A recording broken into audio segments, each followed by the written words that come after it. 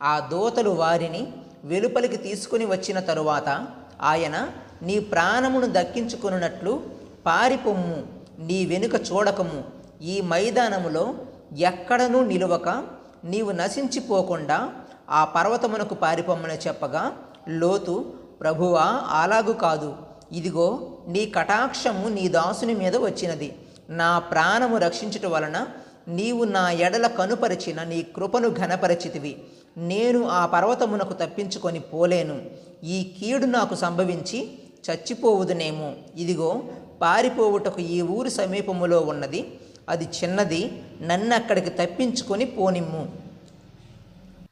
అది చిన్నది గదా, నేను బ్రతుకుదునని చెప్పినప్పుడు ఆయన, ఇదిగో నీవు చెప్పిన ఈ ఊరు నాశనము చేయను. ఈ విషయములో నీ మనవి అంగీకరించితిని. నీవు త్వరపడి అక్కడికి తప్పించుకొని పొమ్ము.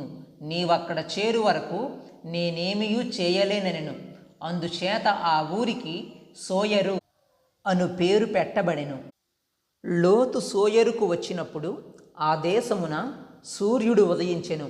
అప్పుడు యెహోవా సొదొమ మీదను గొమొర్రా మీదను యెహోవా యొద్ద నుండి గంధకమును అగ్నిని ఆకాశము నుండి కురిపించి ఆ పట్టణములను ఆ మైదానం అంతటిని ఆ పట్టణములలో నివసించిన వారినందరినీ నేల మొలకలను నాశనము చేసెను.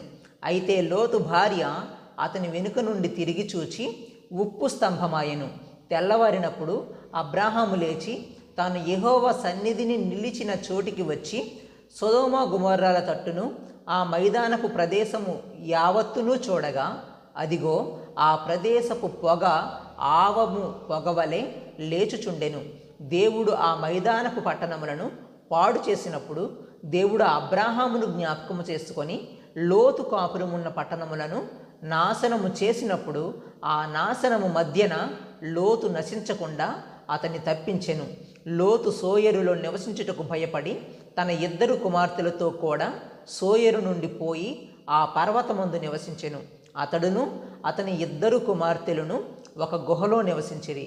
అట్లుండగా అక్క తన చెల్లెలితో, మన తండ్రి ముసలివాడు, సర్వలోక మర్యాద చొప్పున మనతో పోవుటకు లోకములో ఏ పురుషుడునూ లేడు. మన తండ్రికి ద్రాక్షారసము త్రాగించి అతనితో శయనించి మన తండ్రి వలన సంతానము కలుగజేసి కొందము రమ్మని చెప్పెను. ఆ రాత్రి వారు తమ తండ్రికి ద్రాక్షారసము త్రాగించిన తరువాత అతని పెద్ద కుమార్తె లోపలికి వెళ్ళి తన తండ్రితో శయనించెను. కానీ ఆమె ఎప్పుడు శయనించెనో ఎప్పుడు లేచిపోయెనో అతనికి తెలియలేదు.